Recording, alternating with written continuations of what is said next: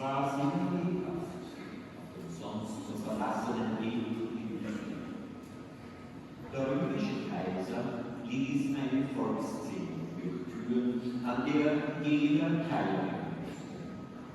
Egal ob groß oder klein, jung oder alt, ob arm oder reich, alle waren sie da. Die armen Leute kamen zu Fuß. Frauen und Kinder wurden von kleinen Eseln getragen. Und die reichen Leute saßen hoch auf ihren Kamelen. Der Morgenstern leuchtete strahlend für jeden gleich. Er zeigte